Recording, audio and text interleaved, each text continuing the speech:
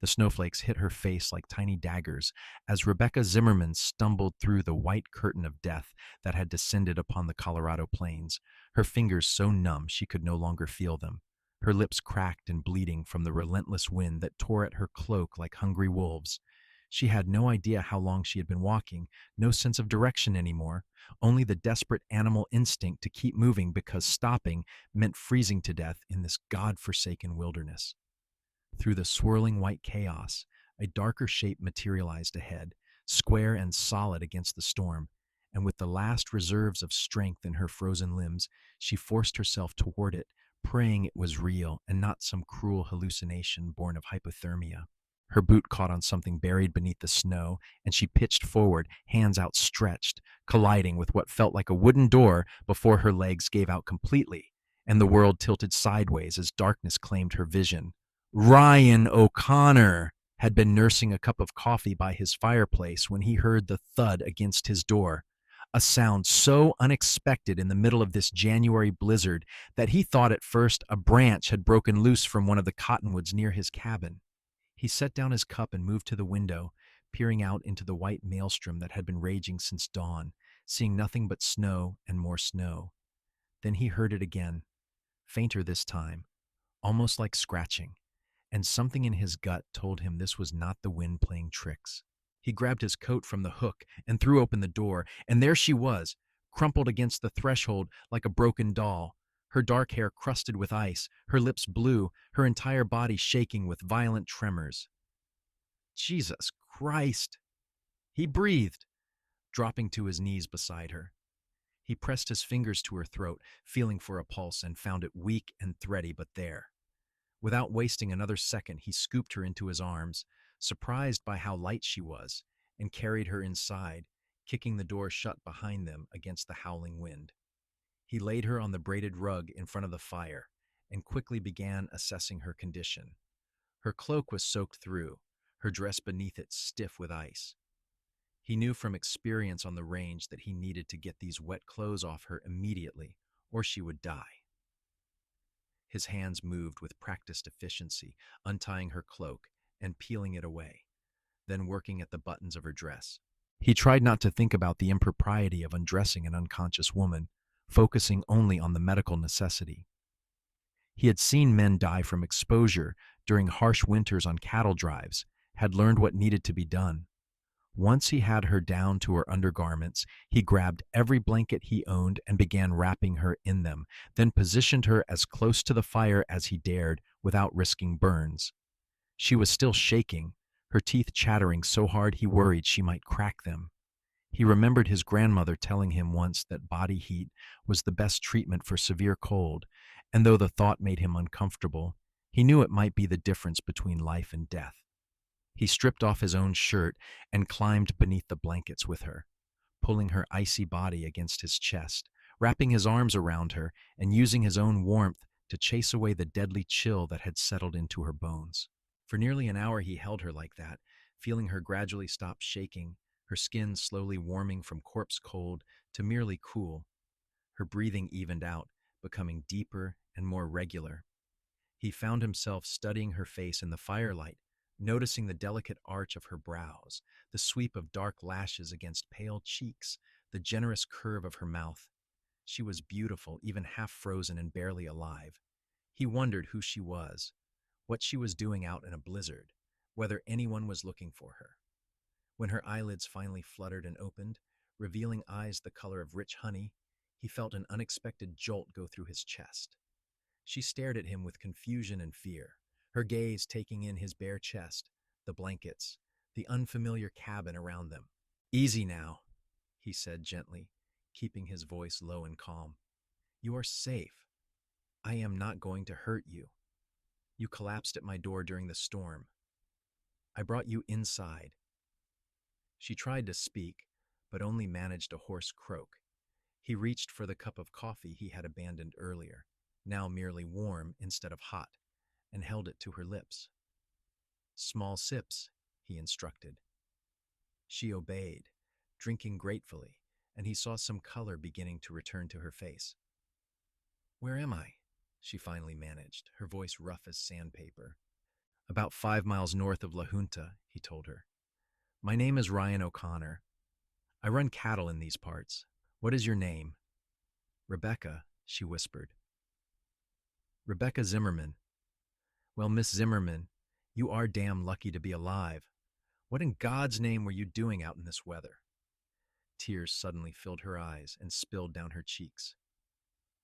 My wagon overturned, she said, her voice breaking. The team panicked in the storm and ran off the trail. Mr. Henderson, the man driving, he hit his head on a rock. I tried to wake him, but he would not wake up. There was so much blood. I knew I had to find help or we would both freeze to death. I started walking, but I got lost. I could not find my way back to him. Ryan's jaw tightened. How long ago was this? I do not know. Hours, I think. Everything became a blur. He knew without saying so that Mr. Henderson was almost certainly dead by now, either from the head injury or the cold or both.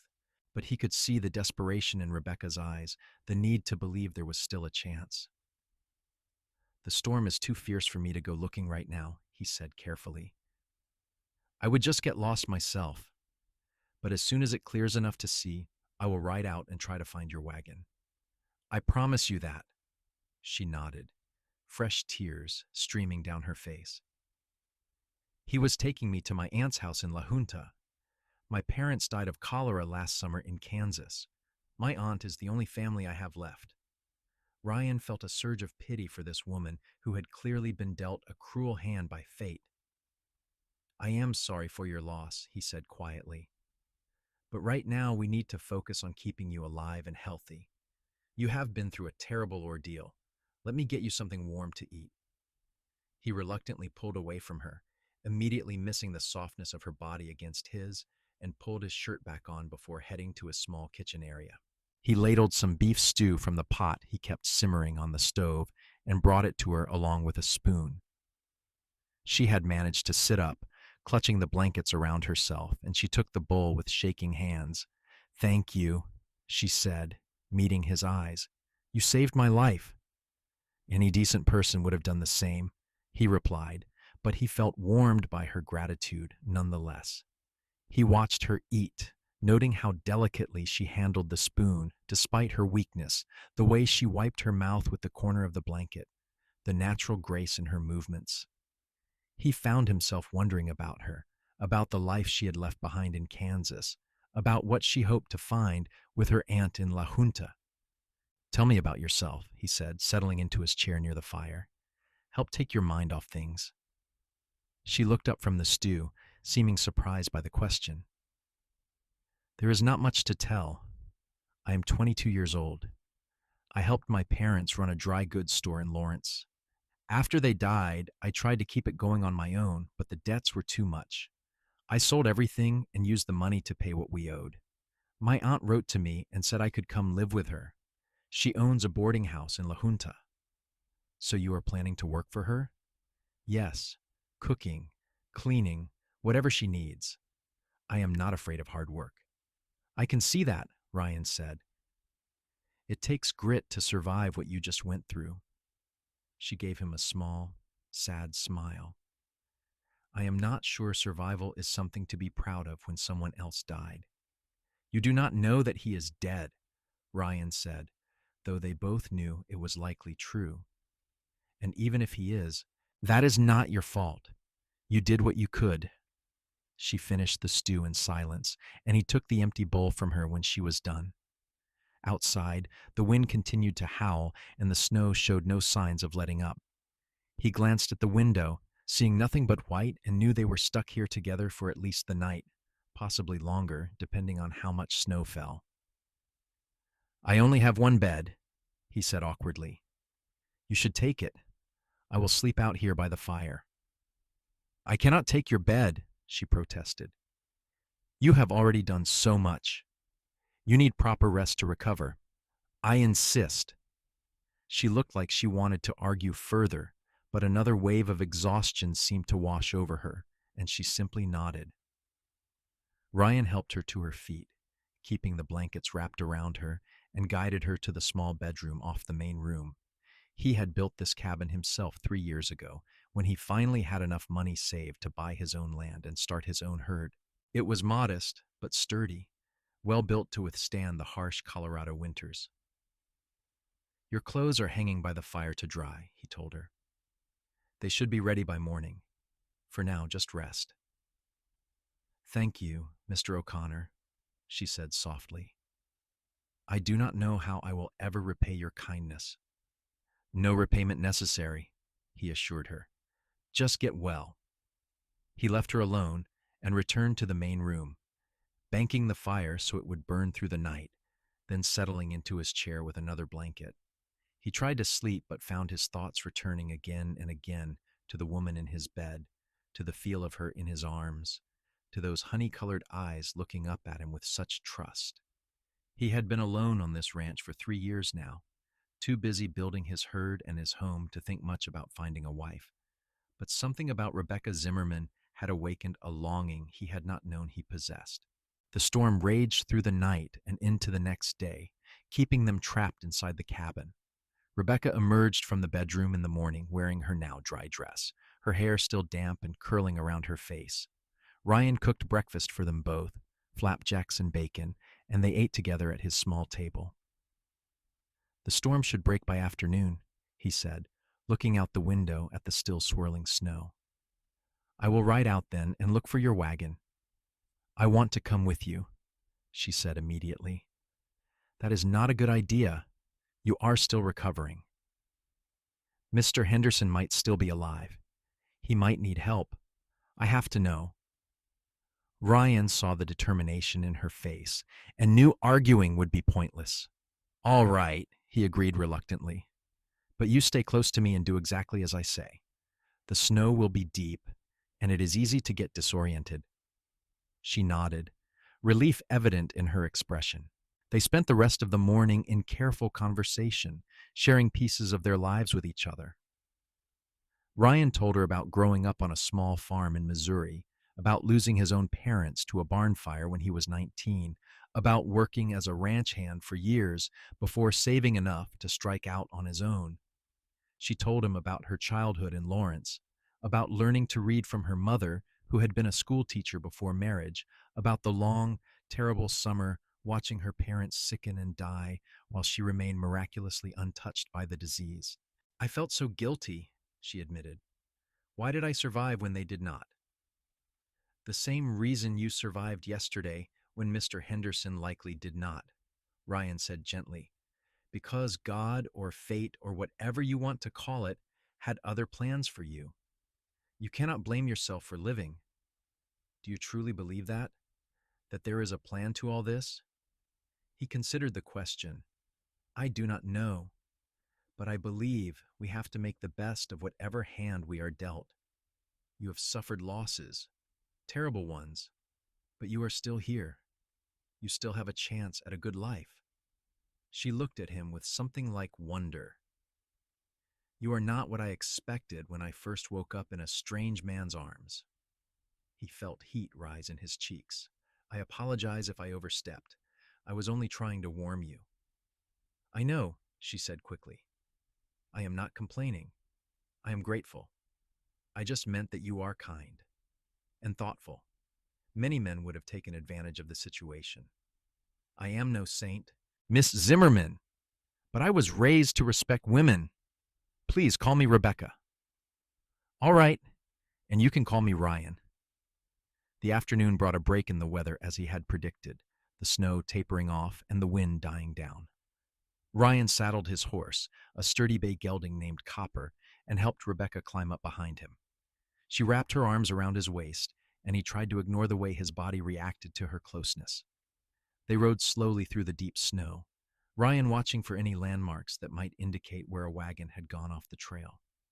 The landscape was transformed, everything buried beneath feet of white, the familiar contours rendered strange and unfamiliar.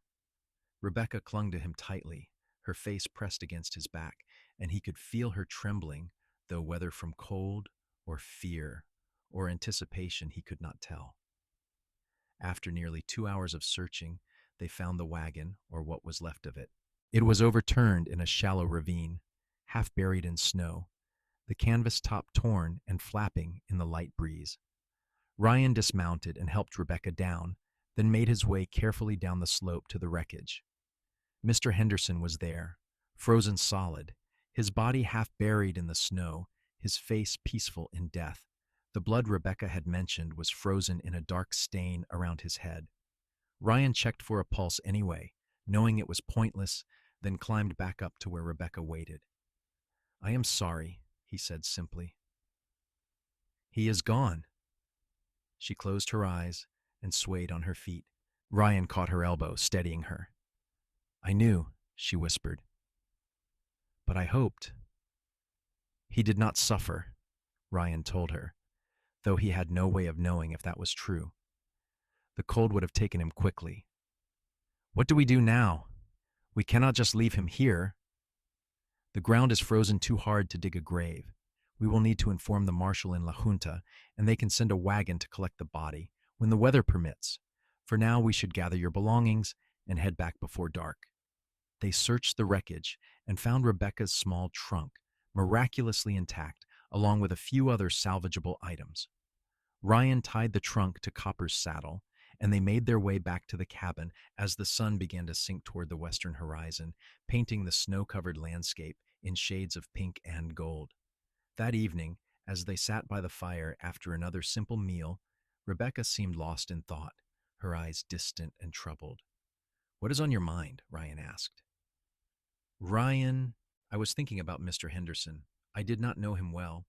He was just a freight driver my aunt hired to bring me to La Junta, but he seemed like a good man. He told me about his wife and children waiting for him in Denver. Now, they will never see him again because he agreed to help me." "You cannot think that way," Ryan said firmly. "He was doing his job. The storm was an accident. You are not responsible." "I seem to leave a trail of death wherever I go," she said bitterly. "My parents, Mr. Henderson. Perhaps you would be safer if I left." Ryan moved from his chair to sit beside her on the floor in front of the fire. He took her hand in his, feeling how small and delicate it was. "Do not talk like that. You are a survivor, Rebecca. That is nothing to be ashamed of." She turned to look at him, tears glistening in her eyes. "Why are you so kind to me? You do not even know me." "I know enough," he said quietly. "I know you are brave and strong, and that you have been through more than most people endure in a lifetime. I know that finding you at my door might be the best thing that has happened to me in a very long time." She caught her breath, her eyes widening. "Ryan, I am sorry," he said, suddenly aware that he had overstepped. "I should not have said that. You have just been through a trauma. The last thing you need is me making declarations." "No," she said, tightening her grip on his hand. "Do not apologize. I am glad you said it, because I have been thinking the same thing. Is that wrong? Should I not be feeling this way so soon after everything that has happened?" "I do not know what is right or wrong," Ryan admitted. "I only know that when I held you in my arms yesterday, when I thought you might die, I felt something I have not felt in years, maybe never. And now that you are here, alive and well, I do not want to let you go." Rebecca leaned closer to him, her face inches from his. "Then do not let me go." He kissed her then, gently at first, giving her the chance to pull away, but she did not. Instead, she pressed closer, her lips parting beneath his, her hands coming up to tangle in his hair. The kiss deepened, becoming more urgent, and Ryan felt heat flood through his body. He pulled her into his lap, wrapping his arms around her, and she made a small sound of need against his mouth. When they finally broke apart, both breathing hard, he rested his forehead against hers. "We should slow down," he said, though every fiber of his being wanted the opposite. "Why?" she asked. "Life is short. I learned that lesson well. Why should we waste time pretending we do not want this? Because you deserve to be courted properly. You deserve romance and respect, not some hurried tumble in front of a fire." She pulled back to look at him, her eyes soft with emotion. You are a remarkable man, Ryan O'Connor. I just want to do right by you, he said. Then let me stay here with you, at least until the roads are clear enough to take me to La Junta. He knew it was improper, knew that people would talk if word got out that an unmarried woman had stayed alone with him in his cabin, but he could not bring himself to care. All right, he agreed, but you take the bed. I will keep sleeping by the fire. That seems hardly fair when it is your house. Non-negotiable, he said firmly, though he softened it with a smile. The next few days passed in a strange, sweet limbo.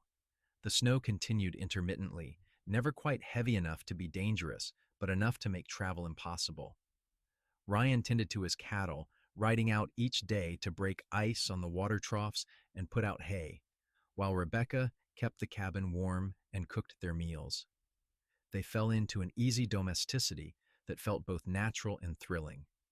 In the evenings, they talked for hours, learning everything about each other, sharing dreams and fears and memories. Ryan told her about his plans to expand his herd, to eventually build a bigger house, maybe even start breeding horses. Rebecca talked about her love of books, about the library she had been building before her parents died, and she had to sell everything, about how she sometimes dreamed of opening her own bookshop someday. I could build you a library, Ryan found himself saying one night. In the new house, a whole room just for books. She looked at him with such longing that his heart ached. You should not say things like that unless you mean them. I mean them, he said seriously. Rebecca, I know this is fast. I know we have only known each other a handful of days. But I have never been more certain of anything in my life. I want you to stay here, not as a guest, but as my wife. If you will have me.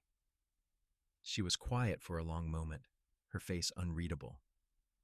Ryan felt his heart hammering in his chest, terrified that he had moved too fast, that he had scared her away. But then she smiled, a radiant expression that transformed her entire face. Yes, she said simply. Yes, I will marry you. He let out a breath he had not known he was holding and pulled her into his arms, kissing her deeply. I will make you happy, he promised. I swear it. You already have, she whispered against his lips. When the weather finally cleared a week after Rebecca's arrival, Ryan rode into La Junta with her seated behind him on copper, her arms wrapped securely around his waist. He went first to the marshal's office to report Mr. Henderson's death and the location of the wagon. Then they made their way to the boarding house run by Rebecca's aunt. Martha Zimmerman was a plump woman in her 50s, with kind eyes and graying hair pulled back in a neat bun. She opened the door to find her niece on the doorstep and immediately burst into tears. Rebecca, oh my darling girl, I was so worried. When the storm hit and you did not arrive, I feared the worst. And then we heard about poor Mr. Henderson. Thank God you are alive. The two women embraced, and Ryan stood back awkwardly, unsure of his place in this reunion. But Rebecca soon pulled away and reached for his hand, drawing him forward. Aunt Martha, this is Ryan O'Connor. He saved my life, and we are going to be married. Martha's eyes widened in shock. Married? But you have only just arrived. Surely you cannot mean... I do mean it, Rebecca said firmly.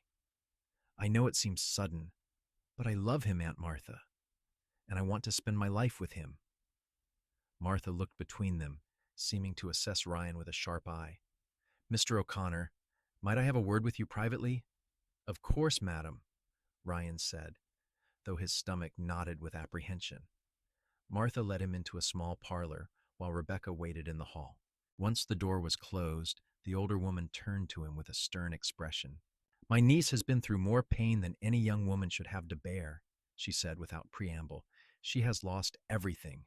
Her parents, her home, her livelihood. She is vulnerable right now. And if you are the kind of man who would take advantage of that vulnerability, I will make sure you regret it. I understand your concern, madam, Ryan said respectfully. And I give you my word that I have nothing but honorable intentions toward Rebecca. I want to marry her properly, with a preacher and witnesses.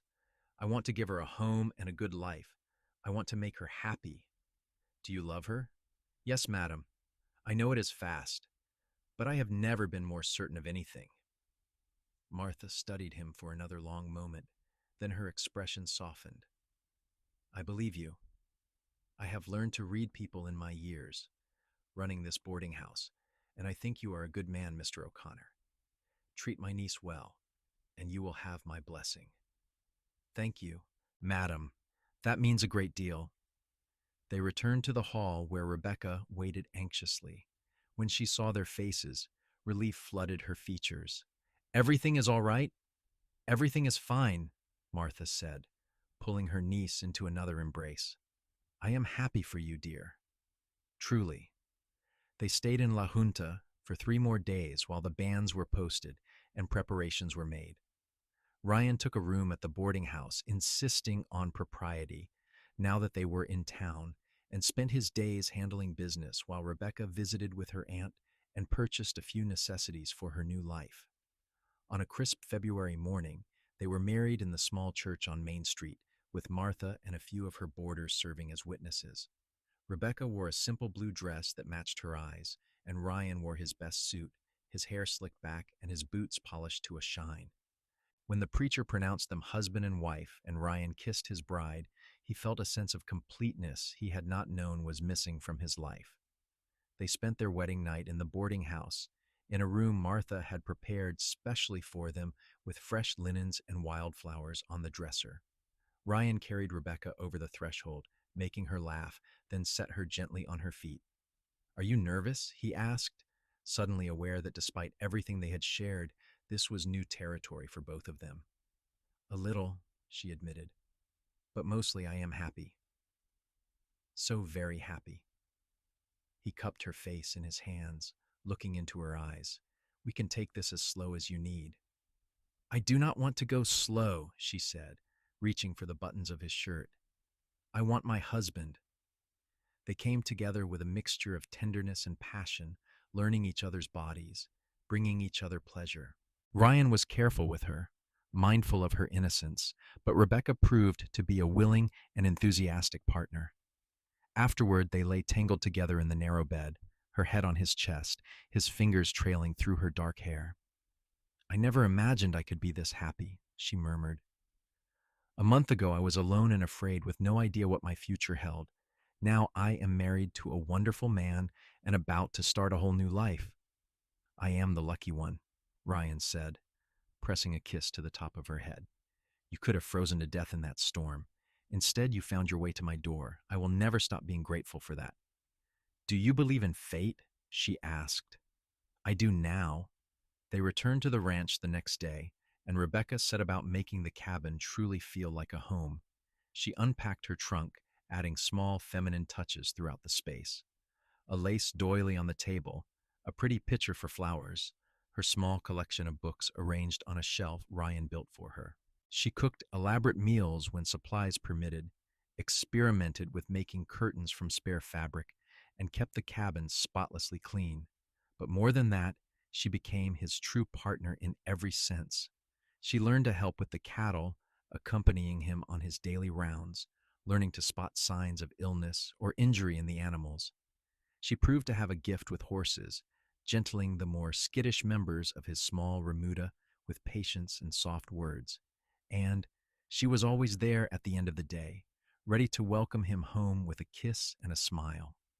Spring came early that year, the snow melting away, to reveal green grass and wildflowers. Ryan worked from dawn to dusk, branding new calves, repairing fences damaged by winter, preparing for the summer months ahead. Rebecca planted a garden behind the cabin, putting in vegetables and herbs, determined to help them be more self-sufficient. One evening in late April, as they sat on the porch watching the sunset paint the sky in brilliant oranges and pinks, Rebecca reached for Ryan's hand. I have something to tell you, she said, and there was a note in her voice that made him turn to look at her more closely. What is it? I am with child, she said softly. I have been certain for a few weeks now, but I wanted to be absolutely sure before I told you. Joy exploded through Ryan's chest, so fierce it almost hurt. Are you certain? Rebecca, that is wonderful.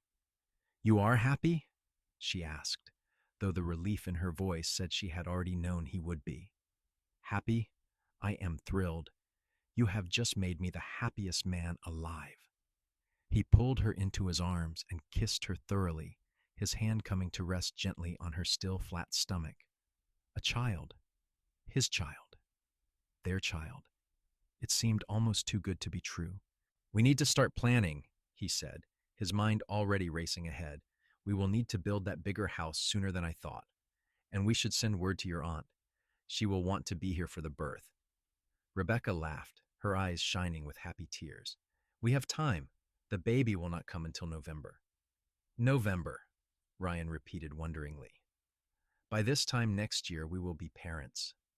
The months that followed that were busy ones. Ryan worked harder than ever, determined to have the new house built before winter came again. He hired a couple of ranch hands to help with the cattle so he could focus on construction, and Rebecca insisted on helping as much as she could despite her growing belly. She brought water and food to the workers, held boards steady while Ryan nailed them in place, and offered suggestions on the layout of rooms. The new house rose slowly but steadily on a slight rise overlooking the original cabin. It was larger, with a proper bedroom, a big kitchen, a living area, and the library Ryan had promised Rebecca. He built wide porches on the front and back, imagining future evenings spent watching their children play in the yard. It was not fancy, but it was solid and well made, a house meant to last for generations. Martha came to visit in August, bringing supplies and gifts for the coming baby. She stayed for 2 weeks, helping Rebecca make curtains and linens for the new house, knitting tiny sweaters and blankets in the evenings while Ryan worked on finishing the interior details. You have built a good life here, Martha told her niece one afternoon as they sat shelling peas on the porch. I worried when you decided to marry so quickly, but I can see now that it was the right choice. Ryan is a good man, and he clearly adores you. I am happier than I ever thought possible, Rebecca admitted. Sometimes I feel guilty about it. My parents have been dead less than a year, and here I am with a new husband and a baby on the way. Your parents would want you to be happy, Martha said firmly. They loved you. They would not want you to spend your life grieving. You honor their memory by living well and loving fully. Rebecca wiped away tears. Thank you for saying that. I needed to hear it. In September, they moved into the new house, and Rebecca spent happy weeks arranging their belongings, making each room feel like home. She set up the nursery with care, placing the cradle Ryan had built in the corner where morning light would fall, hanging the little clothes Martha had made on pegs along the wall. October brought cooler weather and the first hints of the coming winter.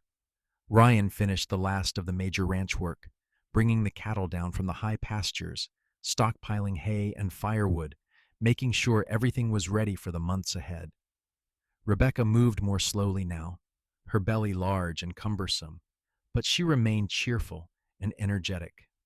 On a cold night in the middle of November, Rebecca went into labor. Ryan rode through the darkness to fetch the midwife from La Junta, a capable woman named Mrs. Patterson who had delivered dozens of babies over the years. She took charge of the situation with calm efficiency, shooing Ryan out of the bedroom and instructing him to keep water boiling. The labor was long and difficult. Ryan paced the house like a caged animal, flinching every time he heard Rebecca cry out, feeling utterly helpless. Dawn was breaking when he finally heard the thin, reedy wail of a newborn baby, and moments later, Mrs. Patterson emerged from the bedroom with a smile on her lined face. You have a son, Mr. O'Connor, a big, healthy boy, and your wife is tired but doing well. Ryan pushed past her into the bedroom, his heart pounding. Rebecca lay propped up on pillows, her face pale and exhausted, but glowing with joy, and in her arms was a tiny bundle wrapped in blankets. He approached slowly, almost reverently, and looked down at his son for the first time. The baby had a shock of dark hair and a red, wrinkled face, his eyes screwed shut as he let out another indignant wail. Ryan felt something shift inside his chest, a love so immediate and overwhelming that it brought tears to his eyes. "He is perfect," he breathed, settling carefully on the edge of the bed. "You are amazing. I am so proud of you." "Do you want to hold him?" Rebecca asked. Ryan nodded, not trusting his voice, and she carefully transferred the baby into his arms. The weight of his son, the warmth of that small body, the tiny fingers that curled instinctively around his thumb, all of it felt like a miracle. "What should we name him?" Rebecca asked. They had discussed names for weeks, unable to settle on anything that felt quite right. But now, looking down at his son's face, Ryan knew exactly what he wanted to call him. "Robert," he said, "after your father. Robert O'Connor." Rebecca's eyes filled with fresh tears. "Oh, Ryan, that is perfect. Papa would have been so proud." They spent the rest of that day as a new family, marveling over every tiny feature of their son, taking turns holding him, laughing at his funny expressions, and the way he rooted around hungrily whenever he got near Rebecca. Mrs. Patterson stayed for another day to make sure both mother and baby were recovering well, then rode back to La Junta with promises to check on them again in a week. Winter settled in hard that year, but the new house kept them warm and comfortable. Rebecca recovered quickly from the birth, her strength returning day by day, and little Robert proved to be a relatively easy baby, sleeping well and feeding readily. Ryan found himself completely enchanted by fatherhood, spending hours just watching his son sleep, talking to him in a soft voice, carrying him around the house tucked against his chest. "You are going to spoil him rotten," Rebecca teased one evening, finding Ryan holding the sleeping baby yet again. "I cannot help it," Ryan said, grinning unrepentantly. "He is just so perfect. Look at those tiny fingers, and the way his nose scrunches up when he sleeps." "I know," she said, coming to stand beside him and resting her head on his shoulder. "I feel the same way. I could watch him for hours."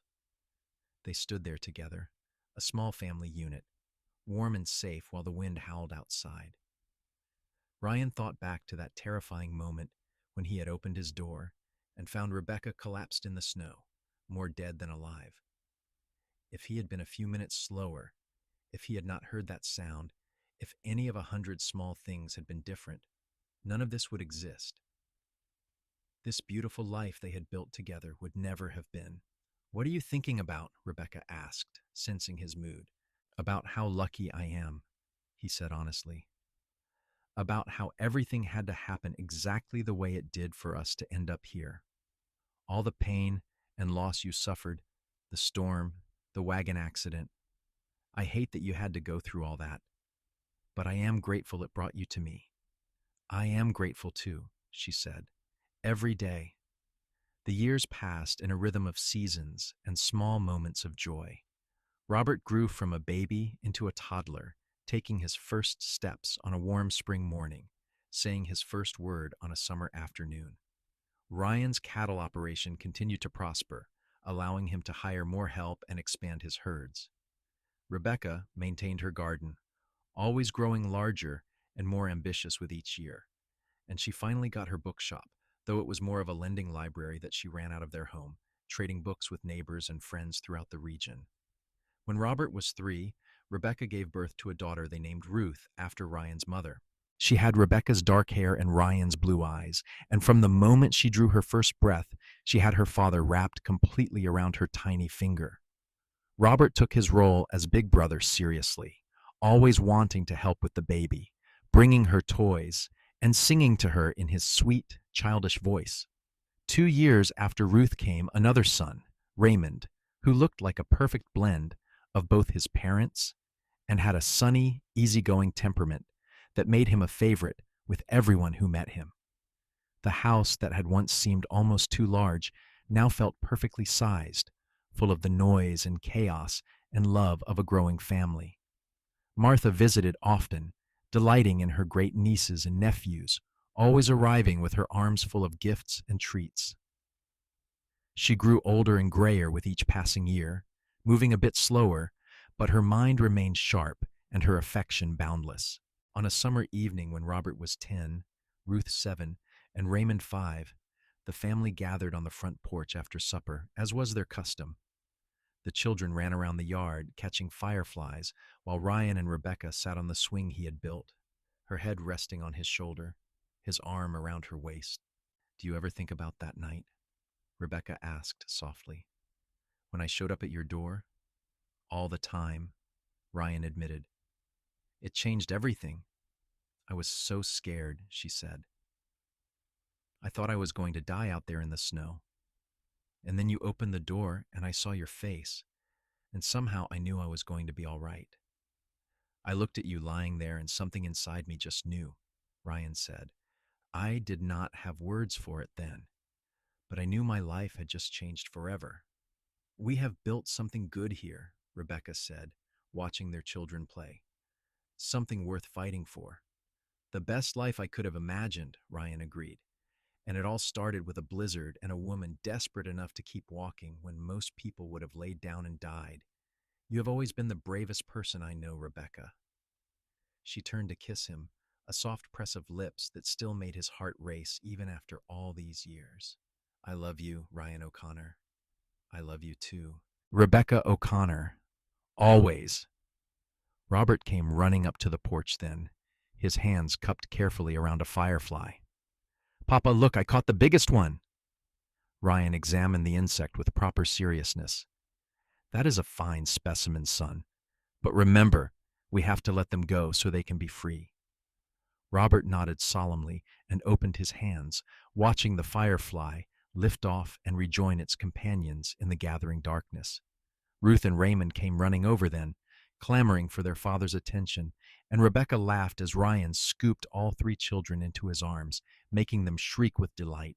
Later, after the children were tucked into their beds and the house was quiet, Ryan and Rebecca lay together in their own bed, windows open to let in the cool night breeze. Rebecca curled against his side, her hand resting over his heart, and he held her close, breathing in the familiar scent of her hair. "Do you think we will always be this happy?" she asked drowsily. "I think we will have our share of troubles like anyone else," Ryan said honestly. "But I also think that as long as we have each other, we can weather anything. We have already proven that." She made a soft sound of agreement and drifted off to sleep in his arms. Ryan lay awake a while longer, listening to her breathe, thinking about the winding path that had brought them to this moment. All the loss and pain, all the struggle and hardship had led to this. A good life, a full life, surrounded by love and laughter. He thought about the cabin where they had started, now used as storage and a bunkhouse for seasonal workers. He thought about that moment when he opened the door and saw her lying there in the snow, about the leap of faith it took to trust what they felt for each other after knowing each other such a short time. He thought about all the ways things could have gone wrong and all the small miracles that had gone right.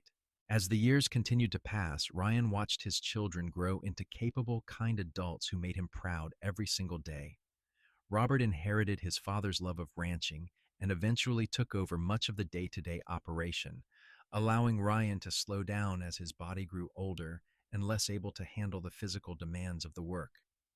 Ruth surprised them all by declaring her intention to become a teacher, and with her parents' blessing, she attended a normal school in Denver before returning to La Junta to teach at the local schoolhouse.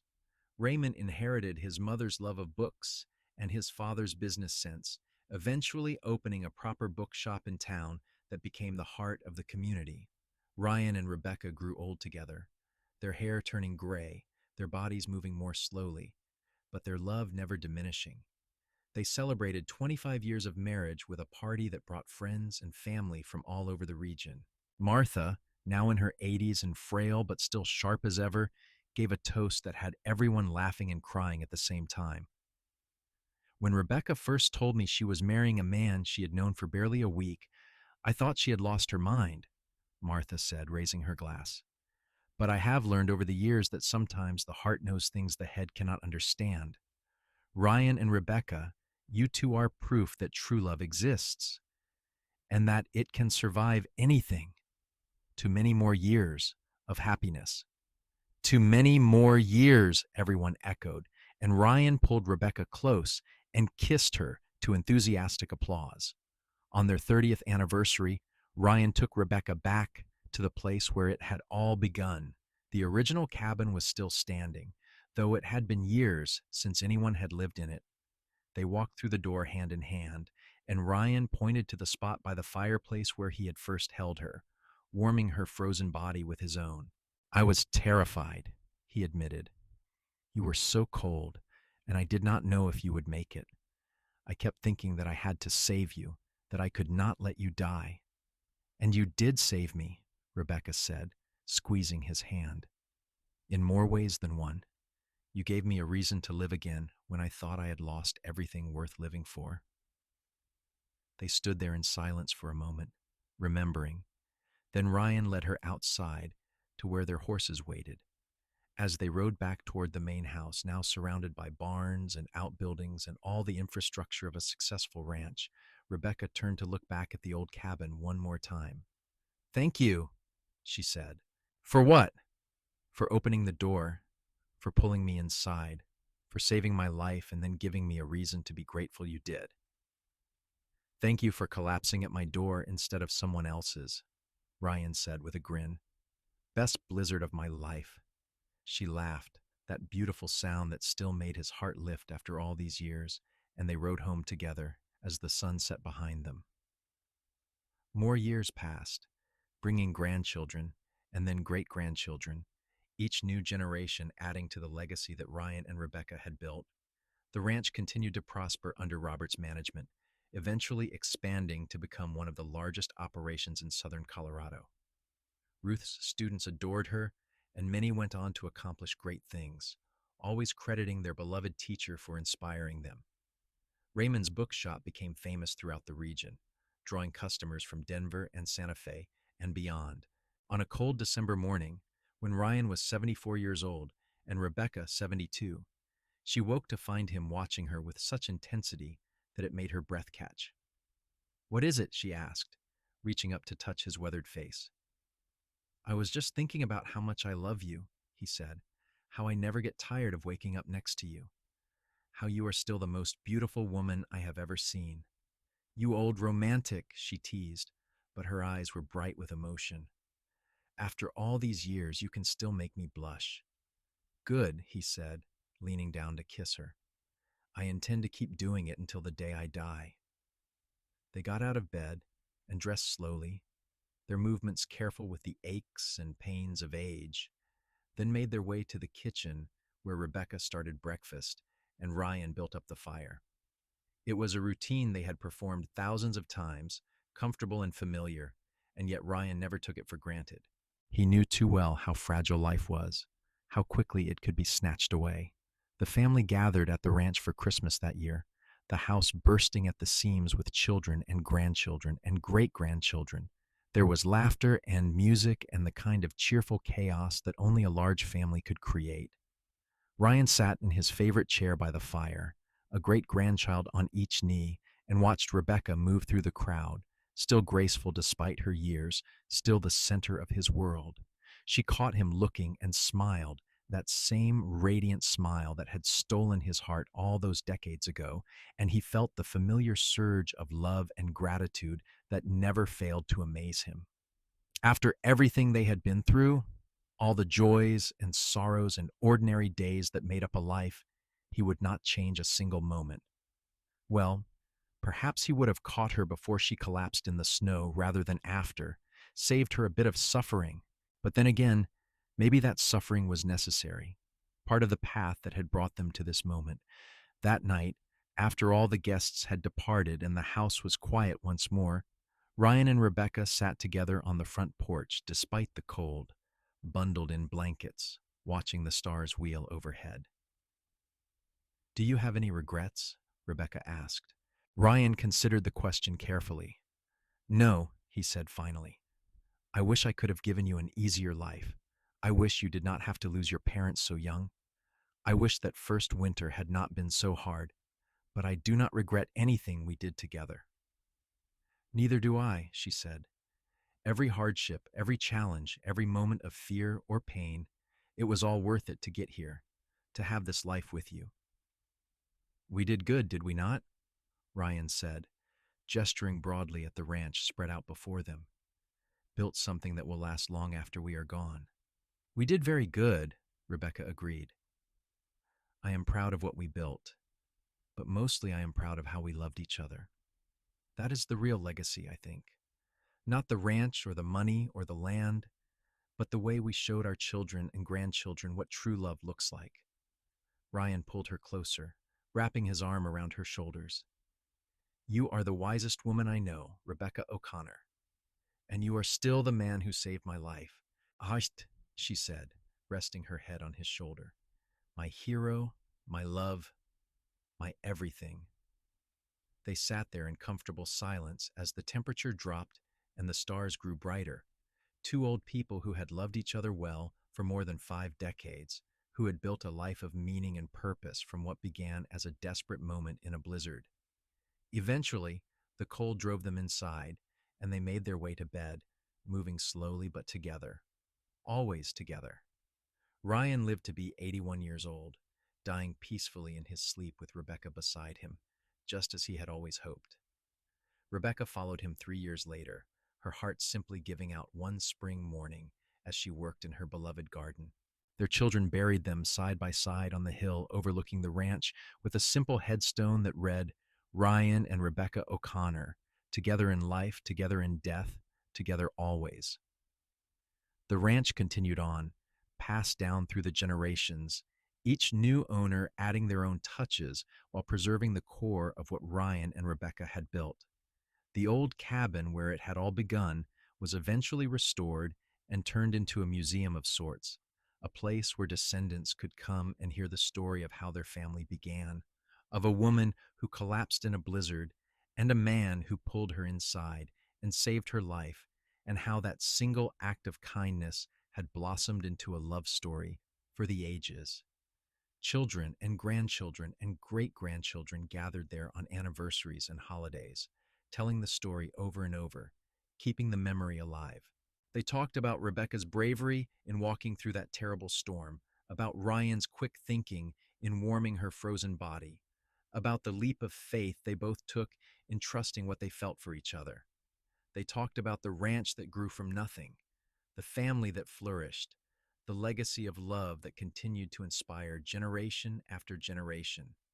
And sometimes, on cold winter nights when the wind howled and the snow fell thick and fast, people swore they could see two figures standing on the porch of the old cabin, arms around each other, watching the storm together. Whether it was truly their spirits or just a trick of the light and snow, no one could say for certain. But everyone agreed it was a fitting image.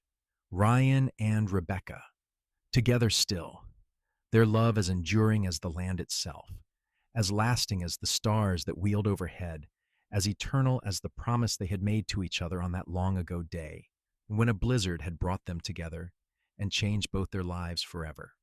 The story of Ryan and Rebecca became something of a legend in La Junta and the surrounding territory, told and retold until it took on the quality of myth.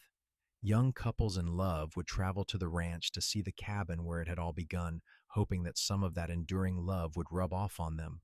The old swing on the porch of the main house became a popular spot for marriage proposals, and the garden that Rebecca had planted and tended for so many years continued to bloom every spring, maintained lovingly by her descendants. Through it all, the core truth remained unchanged, that love, real love, the kind that lasted, was built not just on passion or attraction, but on courage and choice and commitment. It was built on a man opening his door in a blizzard and pulling inside a dying woman. It was built on that woman fighting to survive, to live, to love again after terrible loss. It was built on 1,000 small moments of kindness and care, on hard work and shared dreams, on the daily decision to choose each other over and over again no matter what life threw at them. And in the end, that was the true legacy of Ryan and Rebecca O'Connor. Not the ranch or the wealth or even the large and loving family they had created, but the simple, profound truth that love, when nurtured and honored, could transform lives and echo through the generations, a light that never dimmed, a warmth that never faded, as enduring and essential as life itself.